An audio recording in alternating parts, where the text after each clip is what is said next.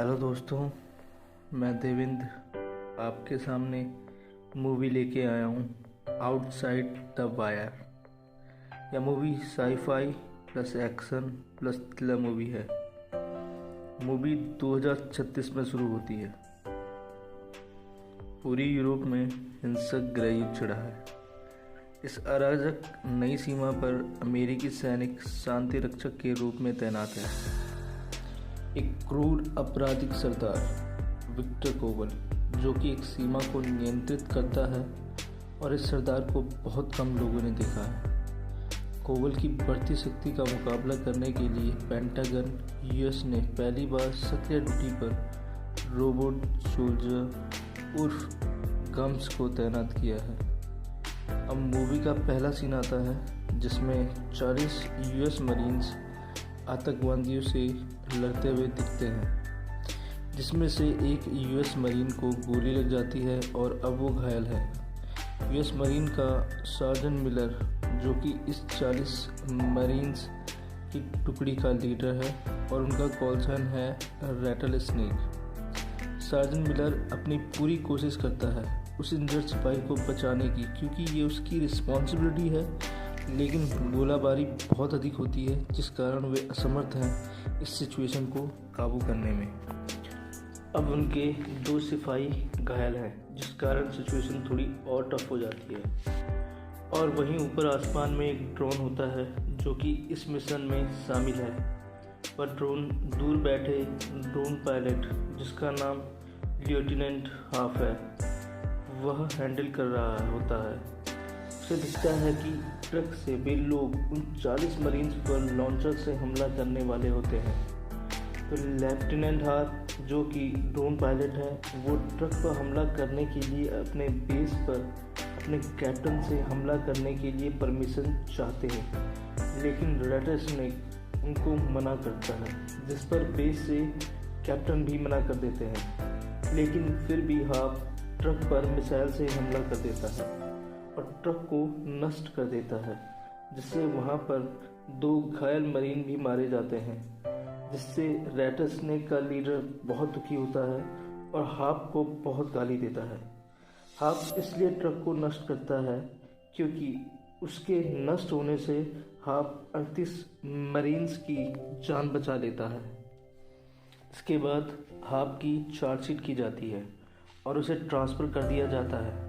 वह court martial से बाल बाल बचता है और हाफ को कैंप नथेनियल में कैप्टन लियो के पास रिपोर्ट करने को कहा जाता है। अब हाफ कैप्टन लियो को रिपोर्ट करता है।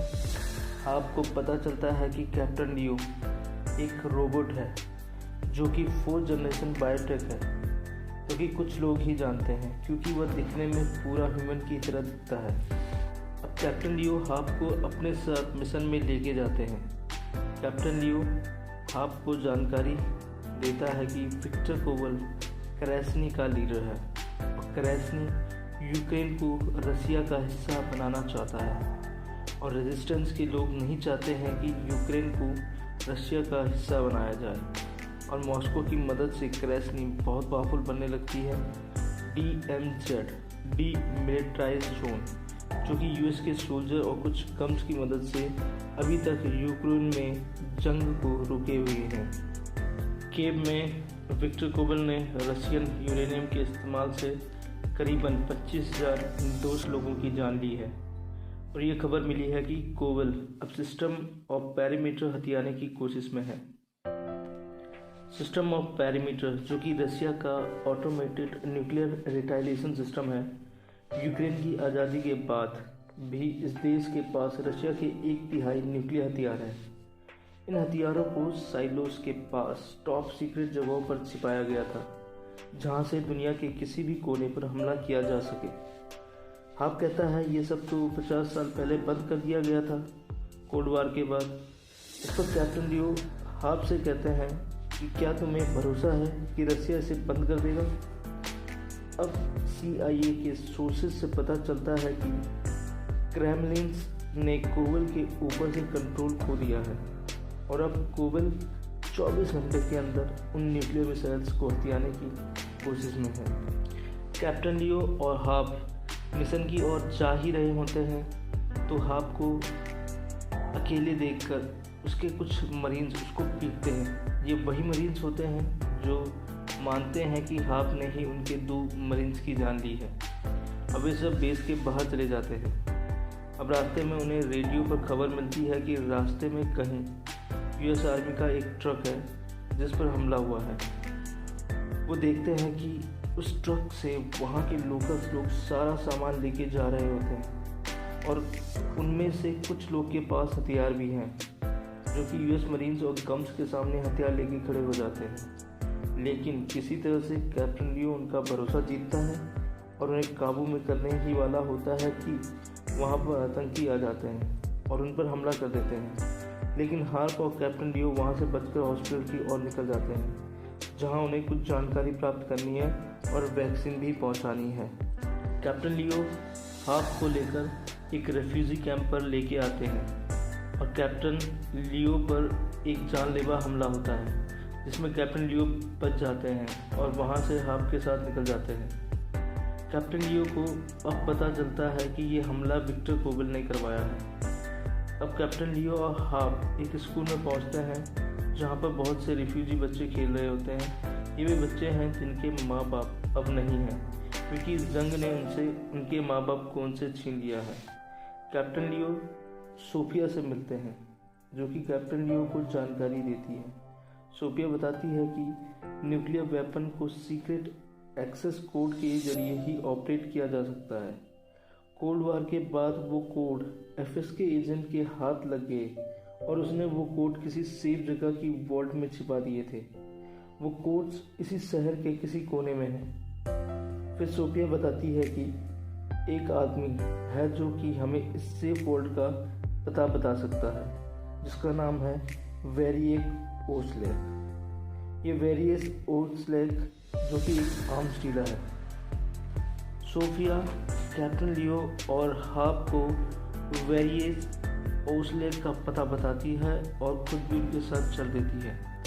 कैप्टन लियो वेरिएक ओस्लेक को पकड़ लेता है और उससे जानकारी लेता है, तो उन्हें पता चलता है कि ओस्लेक ने क्रैंसनी को रशियन रोबोट्स जो कि यूएस गम्स के जैसे ही होते हैं और कई हथियार दिए हैं, और ये पता चलता है कि वो सीक्रेट वॉल्ट पजेस्की स्ट्रीट में है और सोफिया ओस्लेक को गोली मार देती है।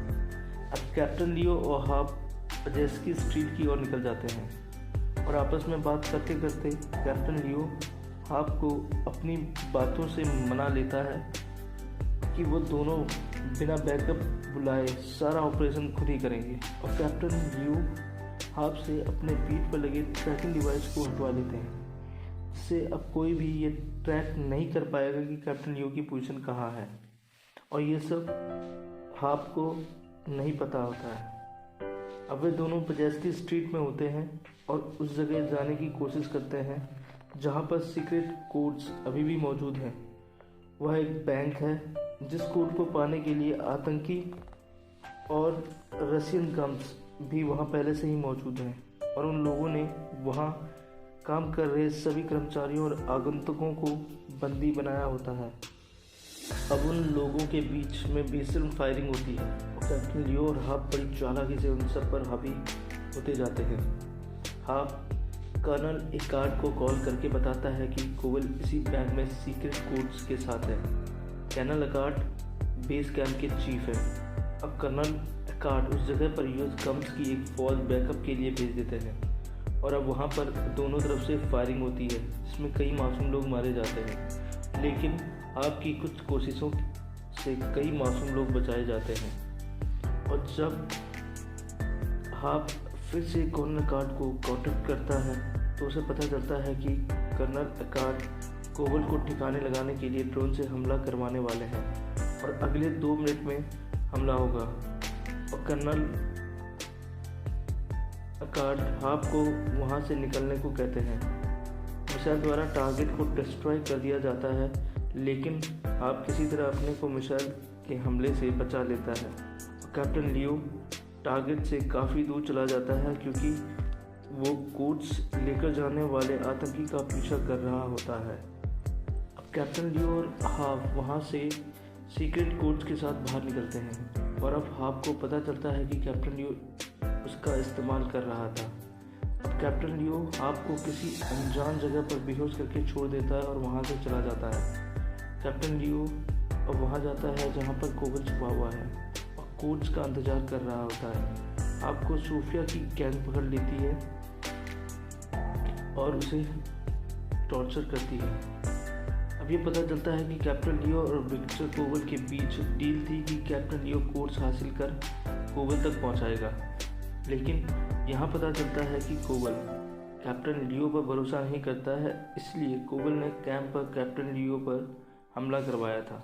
कैप्टन लियो कोवल से पैरामीटर की लोकेशन पूछता है। जब कोवल उसे लोकेशन नहीं बताता है तो कैप्टन लियो कोवल और उसकी पूरी गैंग को खत्म कर देता है और कैप्टन लियो कोवल के कंप्यूटर से पैरामीटर की लोकेशन का पता कर लेता है। आपको पता चलता है कि सोफिया भी चाहती है कि यूएस का खात्मा हो जाए, क्योंकि सोफिया को लगता है कि अमेरिका ही इस सब हिंसा की जड़ है और अब सोफिया को पता है कि अमेरिका का खात्मा हो ही जाएगा, क्योंकि कैप्टन लियो अब कोच के जरिए सब खत्म कर देगा। इसलिए सोफिया हाफ को जिंदा छोड़ उसे जाने को कहती है। अब हाफ वहाँ से निकलकर अपने बेस की ओर बढ़ता है और उसे यूएस आर्मी बेस तक लेकर जाती है और हाफ कर्नल लेकार्ड को बताता है कि कैप्टन लियो जिंदा है। ये इसलिए है जो ट्रैकिंग डिवाइस हाफ ने कैप्टन लियो की पीठ से निकाला था वो कैप्टन लियो ने डिस्ट्रॉय कर दिया है, जिससे ये लगे कि कैप्टन लियो खत्म हो गए हैं। अब हाफ कर्नल लेकार्ड और सार्जेंट मिलर को बताता है कि कैप्टन लियो क्रेसनी और रेजिस्टेंस को एक दूसरे के खिलाफ यूज़ कर रहा है और उन लोगों का एक ही मकसद है, अमेरिका पर हमला। अब ये सब कैप्टन लियो के हाथ में है। फिर उन्हें बातों ही बातों पर में पता चलता है कि कैप्टन लियो पैरामीटर तक ओस्ले की गाड़ी से जाएगा।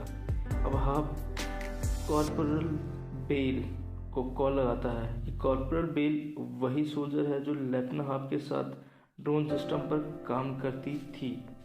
हाफ उससे हेल्प करने को कहता है और फिर वो मान जाती है। हाफ उससे कहता है कि किसी सर्विलेंस ड्रोन से पता करके बताया कि कोई काले रंग की 1209 नंबर वाली गाड़ी तेजी से पूर्व की तरफ जा रही है क्या। तो कॉर्पोरल बेल उस गाड़ी का पता लगाती है और उस पर नज़र रखती है और पता चलता है कि कैप्टन लियो रशियन बॉर्डर के उस इलाके पे है जिस पर बहस छिड़ी हुई है।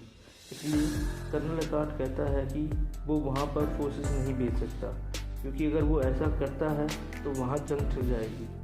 इसलिए लेफ्टिनेंट हाफ खुद ही जाने का फैसला लेता है और वो फैसला करते हैं कि कमांड सेंटर पर मिसाइल दाग कर वहाँ पर रखी सारी न्यूक्लियर मिसाइल्स को नष्ट किया जाएगा। अब करो या मरो के जज्बे के साथ लेफ्टिनेंट हाफ पैरामीटर की तरफ बढ़ता है और अपने साथ वो गोलियाँ लेके जाता है जो कैप्टन लियो पर ज़्यादा असरदार हो सकती है। पैरामीटर के पास पहुंचते ही जीपीएस सिग्नल लॉस्ट हो जाता है और वे कैप्टन लियो के आगे की लोकेशन का पता नहीं कर पाते हैं। अब कॉर्पोरल बेल हाफ को कैप्टन लियो की लास्ट लोकेशन शेयर करती है, जिसका पीछा करते हुए हाफ रशिया के बॉर्डर पर पहुंचता है। हाफ और कर्नल लेकार्ड का प्लान होता है कि वे पैरामीटर में अपने भागे हुए आदमी जो कि कैप्टन लियो है सिर्फ उसको ही मार रहे हैं और इससे ये होगा कि कैप्टन लियो भी मारा जाएगा और रशिया अगर इस पर आपत्ति जताता है कि आपने मिसाइल से पैरामीटर पर हमला क्यों किया तो वे ये बता सकें कि वहाँ पर उनका एक बागी सोल्जर था जिसे वो मारना चाहते थे और इससे वहाँ पर रखी सारी न्यूक्लियर मिसाइल्स भी नष्ट हो जाएंगी, जिस पर रशिया कुछ भी नहीं बोल पाएगा क्योंकि रशिया ने स्वयं से गुप्त रखा था। अब हाफ इस जगह पहुंचता है जहां कैप्टन लियो उन न्यूक्लियर मिसाइल्स को एक्टिवेट करके अमेरिका पर हमला करने वाला है।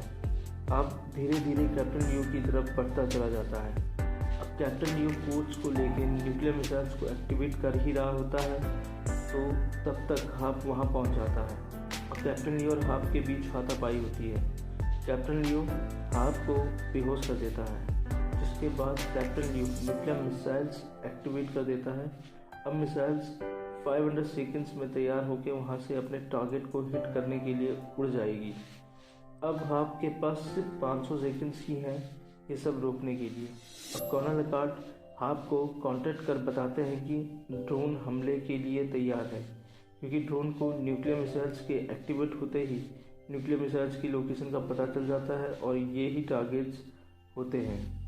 अब हाप बेहोशी से उठता है और अपनी स्पेशल गोलियां कैप्टन लियो पर चलाता है, जिससे कैप्टन लियो घायल हो जाता है। हाप कैप्टन लियो को बहुत बुरी तरह से घायल कर देता है और कैप्टन लियो से पूछता है कि इसे बंद कैसे करेंगे। तो कैप्टन लियो बताता है कि अब इसे बंद नहीं किया जा सकता। और अब हाप को कैप्टन लियो से पता चलता है कि वो खुद को ही मिटाना चाहता है और अपने आप को बनाने वाले को भी, जो कि अमेरिका है। कैप्टन लियो कहता है कि वह कभी न खत्म होने वाली चुन का एक मॉन्स्टर है और अगर वो अमेरिका को ही नष्ट कर देगा तो उस जैसे मॉन्स्टर बनना बंद हो जाएंगे और दुनिया में शांति कायम रहेगी। लेकिन आपको पता है कि इससे बहुत से अमेरिका के मासूम लोग मर जाएंगे, इसलिए वो कैप्टन लियो से कहता है ये सही तरीका नहीं है। और हाप कर्नल कार्ड को कैप्टन लियो की पुष्टि कर देता है और हाप कॉर्पोरल बेल से कहता है कि 30 सेकंड्स बाद ड्रोन से इस जगह पर मिसाइल से हमला कर देना और वहाँ से निकल जाता है।